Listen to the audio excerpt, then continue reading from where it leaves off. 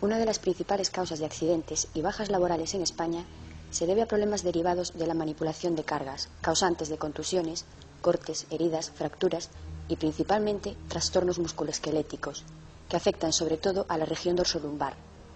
Accidentes que generalmente son debidos a los malos hábitos de trabajo y a la adopción de posturas incorrectas. Nuestra columna vertebral constituye el principal soporte de la parte superior del cuerpo, pero además es la encargada de proteger la médula espinal y los nervios que se ramifican al resto del cuerpo.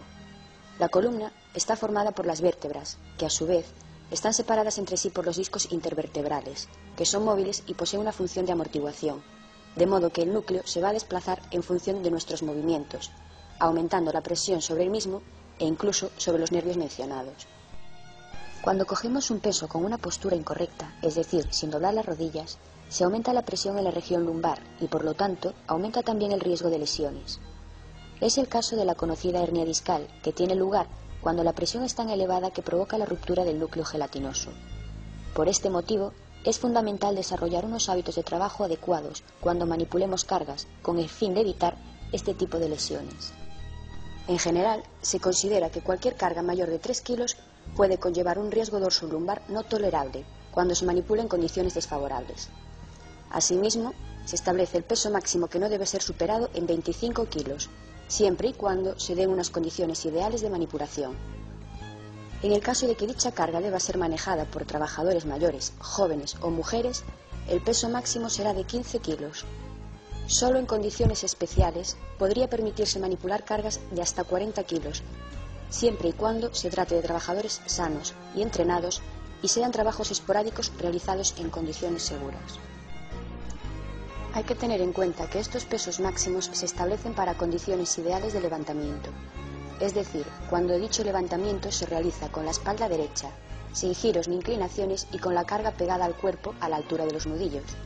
Por lo tanto, si levantamos la carga o la alejamos del cuerpo, el peso máximo admisible debe reducirse para disminuir el riesgo de lesiones. Finalmente, para que se den unas condiciones ideales, la carga ha de tener un buen agarre. A la hora de realizar el levantamiento de una carga debemos seguir los siguientes pasos. En primer lugar, es preciso planificar el levantamiento. Para ello, observaremos si en la carga aparece alguna indicación sobre el peso de la misma o sus posibles riesgos, como por ejemplo, que sea inestable o que contenga algún material peligroso. En caso de no aparecer indicación alguna, observaremos la forma y tamaño de la carga, sus posibles zonas de agarre y probaremos a alzar por un lado para hacernos una idea del peso de la misma, solicitando ayuda en caso de ser necesario.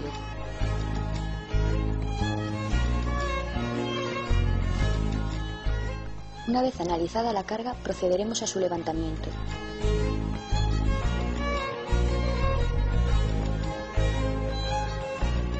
Para ello, colocaremos los pies adecuadamente, es decir, separados y con un pie ligeramente más adelantado que el otro en la dirección del movimiento. De este modo lograremos una postura estable y equilibrada para realizar el levantamiento.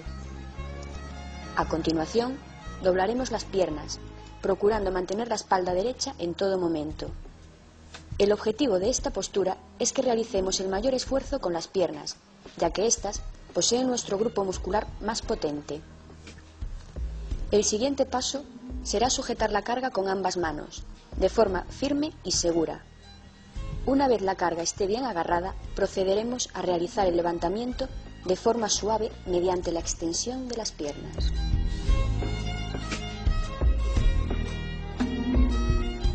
Para desplazar la carga debemos recordar mantener los brazos estirados y la carga pegada al cuerpo. En caso de levantar la carga para ponerla sobre el hombro, lo haremos en un solo movimiento, de modo que se aproveche el impulso que le hemos dado a la misma para despegarla del suelo, ya que en caso de detener el movimiento necesitaremos un esfuerzo doble para vencer la fuerza de inercia de la carga. Finalmente, para dejar la carga, seguiremos el mismo sistema, es decir, doblando las rodillas. Existen ciertos factores de riesgo que debemos tener en cuenta a la hora de manipular las cargas. Cuando éstas son muy pesadas, inestables, difíciles de sujetar o demasiado grandes. En estos casos es conveniente solicitar la ayuda de otras personas. Los giros y flexiones del tronco, Cuando sea preciso realizar un giro, lo haremos moviendo los pies, nunca girando la espalda. Movimientos bruscos de la carga o cuando sea preciso alzar o descender la misma, de modo que se haga necesario un cambio de agarre de la carga. En este caso, deberemos apoyarla con el fin de realizar dicho cambio de forma segura. Suelos irregulares, resbaladizos o con desniveles, así como un espacio libre insuficiente o incluso una iluminación deficiente. Un ritmo de trabajo impuesto, con periodos de descanso insuficientes, de modo que el trabajador no pueda controlarlos. Transportar las cargas largas distancias. Generalmente se recomienda no recorrer distancias superiores a 1 metro. Y finalmente, otro factor de riesgo son las propias características individuales del trabajador, es decir, su falta de aptitud física, la falta de formación, patologías dorsolumbares previas, etc. El Real Decreto por el que se establecen las disposiciones mínimas de seguridad y salud relativas a la manipulación manual de cargas establece en su artículo 3 las obligaciones generales del empresario, entre las que debemos destacar la siguiente. El empresario deberá adoptar las medidas técnicas u organizativas necesarias para evitar la manipulación manual de cargas, en especial mediante la utilización de equipos para el manejo mecánico de las mismas, sea de forma automática o controlada por el trabajador. Esto implica que la manipulación manual de cargas solo se debe realizar cuando no sea posible la adopción de otras medidas, como puedan ser la automatización y mecanización de los procesos, de modo que se evite o al menos se reduzca la necesidad de realizar una manipulación manual de las cargas. Una de las opciones para evitar esta manipulación son las ayudas mecánicas. Entre las más utilizadas en la industria tenemos las transpaletas y carretillas automotoras.